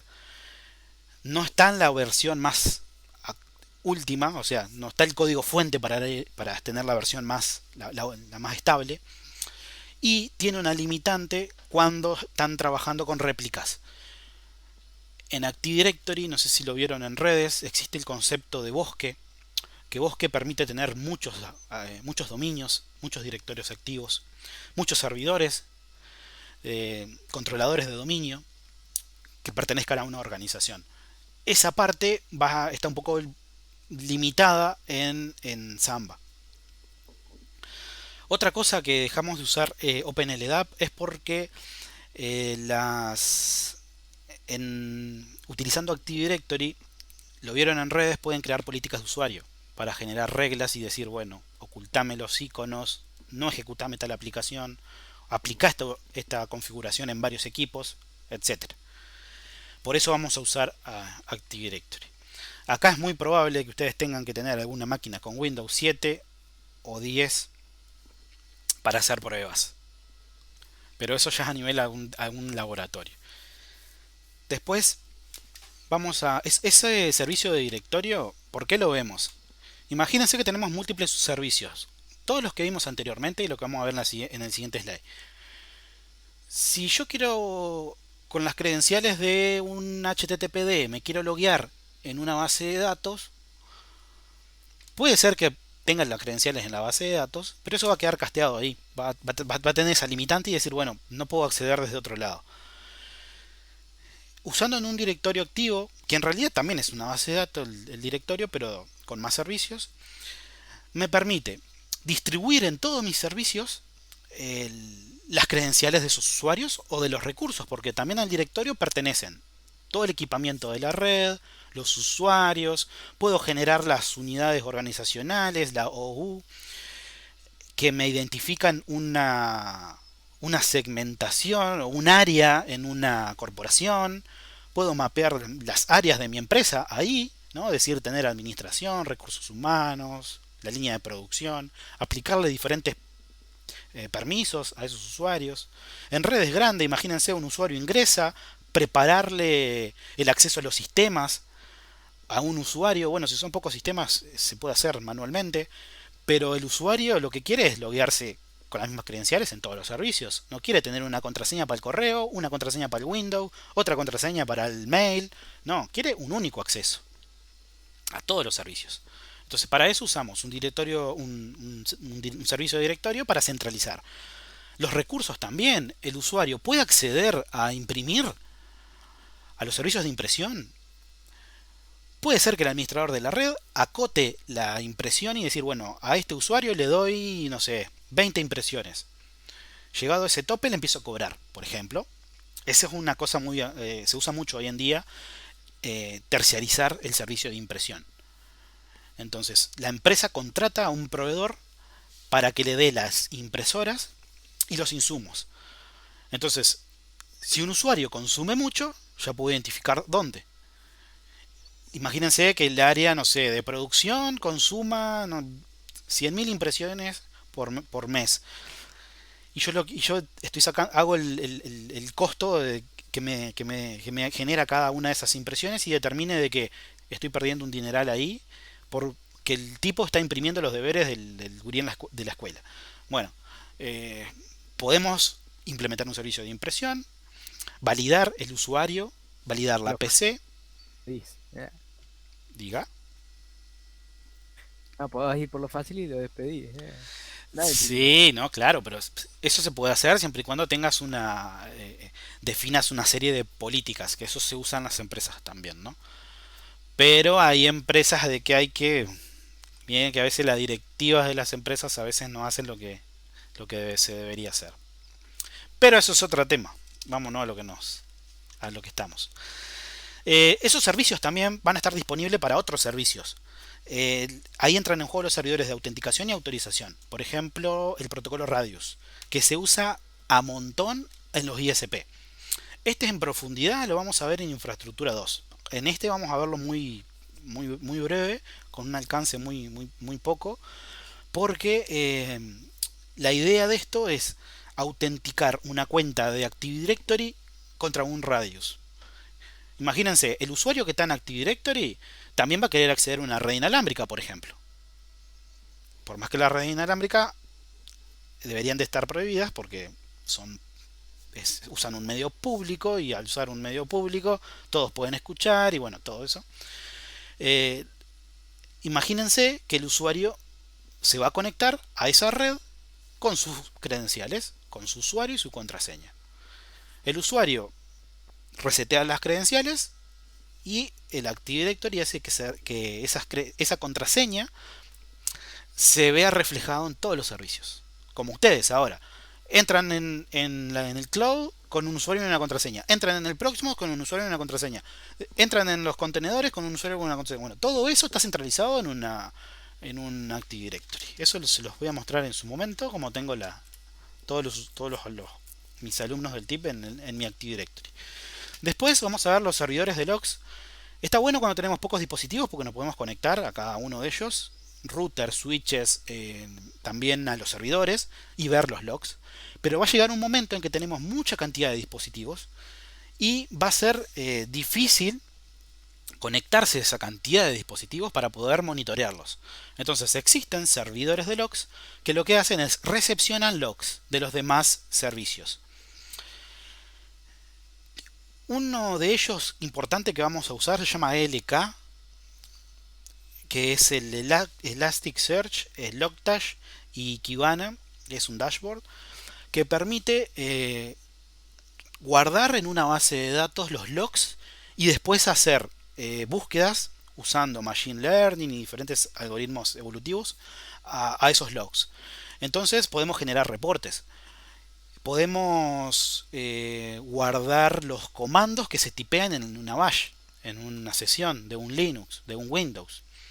Imagínense, yo quiero ver, soy administrador de una red que tengo 3000 computadoras. Ejecuté un comando en una computadora hace un año atrás y me topé con el mismo problema. Y bueno, ¿cómo lo solucioné aquella vez? Por más que vamos a crear procedimientos para eso, puede ser útil retomar lo que hice alguna vez. Y qué mejor manera que hacer un reporte y que el sistema les retorne todos los comandos que ingresaron en ese computador, en esa sesión, por qué usuario, qué alcance tuvo, qué repercusión tuvo eso en mi infraestructura, etcétera. Ahí también se utiliza esto mucho en los servidores HTTP para generar, por ejemplo, un dashboard con el mapa mundial y ver desde dónde vienen las peticiones, con qué frecuencia, generar mapas de calor en una red inalámbrica, por ejemplo, etcétera. Bueno, después esto lo arrancamos después de los servidores de Active Directory. Vamos a ver los servidores miembros. Los servidores miembros son servidores que se conectan al Active Directory para consumir a los usuarios, a los grupos y hacer las consultas pertinentes. Después vamos a usar servidores de monitoreo, que esto es, bueno, tengo una red, una infraestructura con 1500 servidores, con 150.000 servidores. Bueno, yo quiero saber cuando un servidor se reinicia, cuando da problema de disco, cuando un usuario se bloquea, cuando se elimina un archivo del sistema, una librería. Bueno, todo eso lo quiero monitorear. Vamos a usar un servidor de monitoreo Específicamente vamos a usar Zabbix, que es un servidor que también implementa un modelo cliente-servidor, en donde yo instalo mi servidor y después instalo los diferentes agentes en los diferentes servicios que quiero gestionar, y el servidor se comunica con ese agente y empieza a mandar la información. Por ejemplo, ¿qué tan saturado está? Imagínense que un servidor llega a un 90% de uso de CPU. Bueno, ¿qué lo está consumiendo? Ah, mirá, era un proceso que invocó un usuario. No, pero no hay ningún sistema de cota para que diga que ese usuario no consuma tanto. Bueno, eso lo tengo que detectar. Imagínense ir servidor por servidor verificando que está todo bien. No. A ver, los problemas en una infraestructura van a ocurrir. Que se rompa un disco, que se elimine con una actualización, haga mal, rompa un servicio, lo que sea, va a ocurrir. Que se consuma, que un proceso se consuma mucha RAM, que un proceso se consuma un ciclo de CPU, que un proceso genere muchas peticiones de disco, eso va a ocurrir. Pero si ustedes monitorean eso, se pueden anticipar a eso. Si ustedes ven que un router en un día se reinicia 50 veces, bueno, vamos a entrar a mirar qué pasa. A ver, tenés un problema en la entrada de la eléctrica, tenés cortes de luz, ¿qué pasa? Se rompió la placa del router. Tenemos que buscar el motivo de por qué falla. Y también algo muy importante, cuando la infraestructura es mediana grande, tenemos que inventariar todo. Todo. Un PC, imagínense, vamos a ver los procesos por el cual el equipamiento ingresa a una empresa. Por ejemplo, preciso una PC. ¿La tengo que comprar a un proveedor o tengo una en stock? Bueno, si voy a reutilizar una PC, tengo que ver, bueno, ¿cuándo fue que se compró esa PC? ¿Era nueva? ¿Era usada? Si se reutiliza, ¿por qué usuario la reutilizó? ¿Quién le hizo mantenimiento a esa PC? ¿Qué puede ocurrir?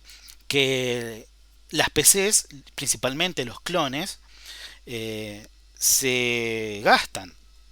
Parece ilógico decir esto, pero se gastan. Los condensadores tienen ciclos de carga y descarga, al igual que las baterías. ¿Qué circuito eléctrico hoy en día no está hecho? ¿Qué computadora? Con condensadores, con transistores, con resistencias. Bueno, todo eso que a medida que se vaya transcurriendo el tiempo de uso, se va a ir desgastando. No es lo mismo usar un PC en horario de oficina, que está encendido 8, 10, 12 horas, que tener un PC las 24 horas encendido. En esas horas que no se usa el equipo, pero está encendido, se están generando ciclos de carga y descarga de los condensadores, de los transistores. El hardware se va envejeciendo y bueno, un PC que tenga cierta cantidad de horas de uso no es óptimo, no sirve, es más gasto, hay que cambiarlo. Entonces tenemos que ir, bueno, un PC, imagínense, una impresora, la reparé 20 veces. Bueno, pero ¿por qué la reparaste tantas veces? ¿El usuario no la cuida? ¿El modelo que viene está fallado? ¿Ha pasado con equipamiento? ¿Compra un equipamiento nuevo? Y bueno, se rompe el disco, falla el disco, el fabricante hizo un arreglo con el fabricante de discos y les pone el modelo de disco que está fallado, que está roto, que no anda. Bueno, como administradores de esa infraestructura hay que tener la gestión de todos los dispositivos, hoy en día también de los celulares, tenemos que administrar los celulares también. Los celulares es un computador, tiene un desgaste igual, y bueno, hay que inventariar todo. Vamos a generar tareas programadas, vamos a usar crontab en Linux, crontab, para hacer tareas que nosotros especifiquemos de mantenimiento en un determinado horario. Es decir, bueno, vamos a programarlo usando estos scripts y vamos a trabajar un poco con firewalls y petables, que es el módulo que tiene el kernel de Linux para la gestión de reglas. Seguimos jugando con scripting, vamos a usar scripts a nivel de texto y también script un poco más gráfico para cuando tenemos más servicios para administrar. Quiero resetear un servicio, ¿qué hago? ¿Hago de la línea de comandos ejecuto o tengo una pantallita que me dice resetear servicio? Bueno, eso lo vamos a ir generando. Vamos a usar, a capturar información con Wireshark, con HTTP para ver cómo funciona, para ver la carencia que tiene en que no encripta la información. Vamos a estar utilizando conexiones BNC. BNC es un protocolo de asistencia remota. Le vamos a dar hincapié en esta materia de la asistencia remota, conectarnos y darle soporte a esos usuarios, a esos equipos. Vamos a ver los túneles SSH porque hay veces que yo tengo segmentos de la red en los que no tengo acceso y bueno, no puedo, el administrador no me deja o no puedo hacer una conexión directa con un equipo. Por ejemplo, imagínense, si yo ahora me quiero conectar a las computadoras de ustedes eh, por SSH, suponiendo que tengan instalado SSH, sea Windows, sea Linux, lo que sea, me quiero conectar y no, bueno, tenemos que tener alguna configuración. Bueno, pero con 3 comandos podemos establecer esa sesión y yo puedo mandarle comandos desde mi máquina a la de ustedes. Vamos a diagnosticar fallas con la suite sysinternal. Ustedes saben que Windows trabaja mucho con el registro, con el registry. El registro de Windows, bueno, hay claves que se pueden dañar de manera intencional o de manera anormal. Y bueno, tenemos que diagnosticar. Hay una clave, por ejemplo, que si el equipo no existe, no les deja iniciar sesión con ese usuario. Bueno, vamos a empezar a ver cómo diagnosticar eso. ¿Qué hace un crack, por ejemplo, de una aplicación? Cuando yo la instalo en mi máquina, ¿por qué me pide privilegios de administrador? Bueno, vamos a verlo. Vamos a monitorear qué entradas en el registro genera, cuáles consulta, en el file system del sistema, qué hace, crea un archivo en tal directorio o no. Bueno, y vamos a ver diferentes utilidades de diagnóstico, que estos son todas acá de las suites internal, que son para conectarnos, para listar procesos, para ejecutar en el siguiente reinicio cosas, y bueno, todo lo referido a procesos y red. Vamos a conectarnos a clientes Windows con BNC, con el protocolo BNC, utilizando un celular o utilizando un escritorio, y vamos a invocar procedimientos remotos.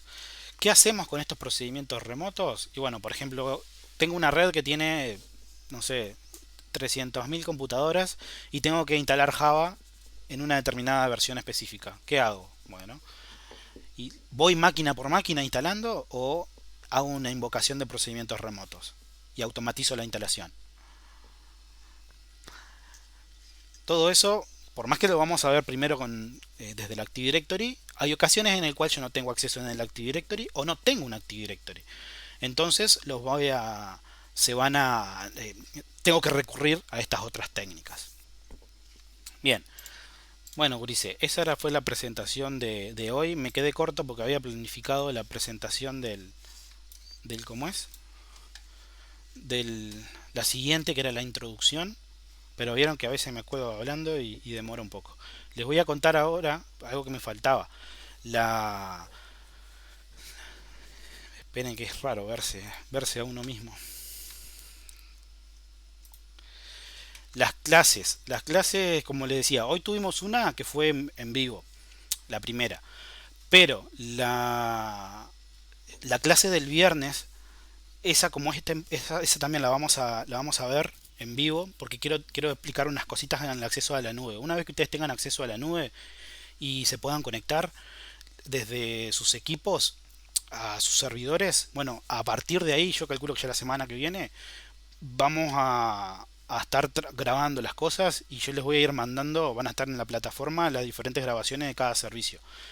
Considero que es mucho mejor que ustedes miren un video de 10 minutos en donde se instale el servicio web, el servicio de correo, 10, 20, 40 minutos, perdón, 10, 20, hasta 20 minutos un video, a que les grabe 2 horas o transmitirle 2 horas y que aparezcan los problemas que saben que van a aparecer y perder más tiempo.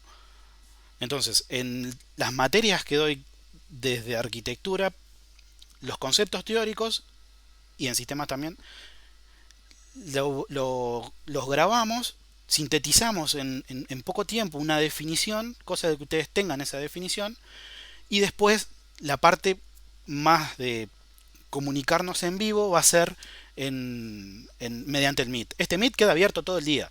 Si ustedes tienen que hacer alguna consulta, ahora porque recién arrancamos, pero cuando estemos trabajando con laboratorios, con diferentes ejercicios, ustedes me dicen, tienen el Hangout mío, me escriben al Hangout y coordinamos y lo vemos ese día. En Infraestructura 2 nos pasó, no es la idea ahora este semestre, pero un domingo de madrugada solucionando problemas por entregas de laboratorio. En esta materia los problemas ya no van a ser tan genéricos, sino que van a estar más abstractos porque nos vamos a enfocar en servicios.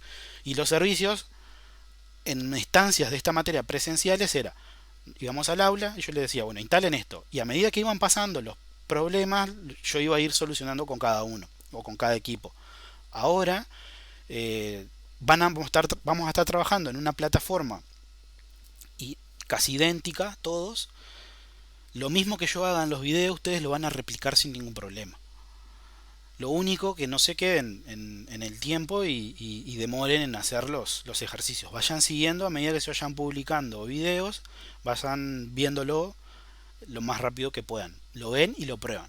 Acuérdense que en esta materia es un poco teórico, un que otro concepto y volcado a la práctica. Ahora es más a la práctica.